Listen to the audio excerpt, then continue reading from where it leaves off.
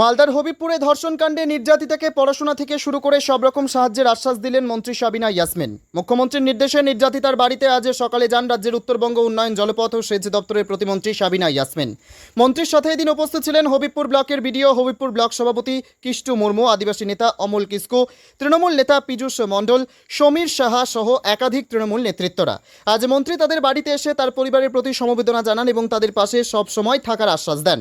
তার পাশাপাশি তিনি জানান, পরিবার যদি রাজি থাকে তাহলে নির্যাতিতার পড়াশোনার সমস্ত দায়িত্ব নেবে। এছাড়াও মন্ত্রী আরও জানান, বিজেপি এখানে নোংরা রাজনীতি করার চেষ্টা করছে। যদিও ধর্ষক বিজেপি কর্মী হিসেবে এলাকায় পরিচিত, আমি চাই যে দোষী তার যেন কঠোরতম শাস্তি পায়।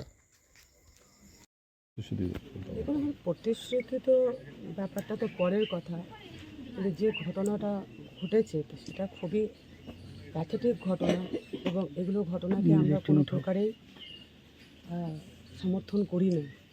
শুধু তাই নয়, এখন সারা রাজ্যে সারা দেশ জুড়ে এই ঘটনাকে কেন্দ্র করে উতাল পাতাল চলছে। তো আমাদের কাছে প্রত্যেকটি কন্যা সন্তান, শুধু আরজি কর কাণ্ডের ডক্টর নয়, প্রত্যেকটা কোণার প্রত্যেকটা আদিবাসী যেমন বোন আছে, জেনারেল কাস্ট হোক, জাতি ধর্ম বর্ণ নির্বিশেষে প্রত্যেকটা কন্যা সন্তান আমাদের কাছে খুব গুরুত্বপূর্ণ এবং ওদের প্রোটেকশন দেওয়া আমাদের সকলেরই নৈতিক দায়িত্ব এবং কর্তব্য। বিভিন্ন সমাজের বিভিন্ন, বিশেষ করে পুরুষ শাসিত সমাজের পুরুষদেরও আজকে যে ঘটনাগুলো ঘটে যাচ্ছে বিভিন্ন জায়গায়, শুধু পশ্চিমবঙ্গ নয়, সারা ভারতবর্ষ ব্যাপী কোথাও না কোথাও প্রত্যেক দিন এক একটা ঘটনা কোথাও না কোথাও কোনো রাজ্যে ঘটে যাচ্ছে।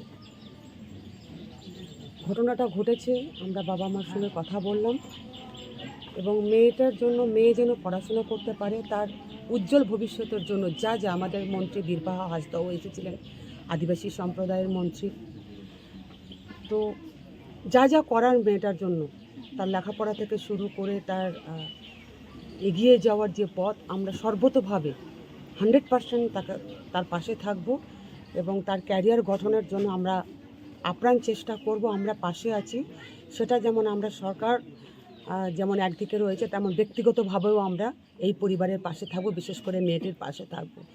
বিজেপি রাজনীতির রং জড়াচ্ছে, কালকে পথ অবরোধ পর্যন্ত করেছে এখানে এমএলএ, এর আগে এমপি এসে। না, যে বিজেপির রাজনৈতিক, তাদের কাজই হচ্ছে রাজনৈতিক রং লাগানো। আমি মনে করি এই সমস্যাটা যদি সমাধান আমরা করতে চাই, কঠোর আইন আনা দরকার, কঠোর আইন আনা দরকার। আমরা দেখেছি মালদা জেলায় থেকে শুরু করে পশ্চিমবঙ্গ, সারা ভারতবর্ষ ব্যাপী যারা বিশেষ করে এই ধর্ষণের শিকার হয়, অ্যারেস্টও হচ্ছে, কিন্তু আলটিমেট এটা কমছে কি? সারা ভারতবর্ষ জুড়ে এটা কমছে কি? এটা ঘটেই যাচ্ছে। এর রেমেডি কি? এটা কমানোর উপায় কি? একমাত্র উপায় হচ্ছে কঠোর আইন। যে আইন আছে সেই আইনকে আরও শক্তিশালী করতে হবে, যেন কোনো বিকৃত মস্তিষ্কের মানুষও যেন আমাদের কোনো কন্যা সন্তানকে ধর্ষণের কথা ভাবতেও না পারে। এটা হচ্ছে একমাত্র রেমেডি। আর বিজেপি তো ঘোলা জলে সব কিছু তো মাছ ধরতে নেবে। যে বিজেপি আমি শুনলাম কালকে পথ অবরোধ করেছে, আমি মনে করি না যে এই সব ক্ষেত্রে পথ অবরোধ করে অন্ততপক্ষে জাস্টিস, সেটা বড় কথা। আমাদের পুলিশ প্রশাসন সেই দিনই অ্যারেস্ট করেছে এবং কোন বিজেপি আন্দোলন করছে যে আজকে ধর্ষক এই ঘটনার, সে নিজেই বিজেপির কর্মী। তো আগে বিজেপির নিজের ঘর সামলাক, আমি তো বলবো বিজেপির নিজের ঘর সামলাক। এটা রাজনৈতিক আমি বক্তব্য দিতে চাইছি না।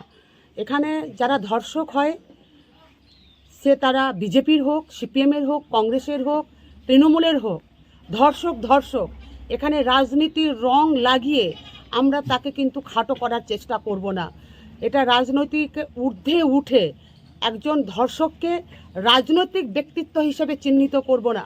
একজন ধর্ষককে ধর্ষক হিসেবেই চিহ্নিত করে আইনগত কঠোর ব্যবস্থা নিয়ে তাকে যেন আমরা ফাঁসির কাঠমঞ্চে দাঁড় করাতে পারি, সেই অ্যাঙ্গেল থেকে আমাদেরকে দেখতে হবে।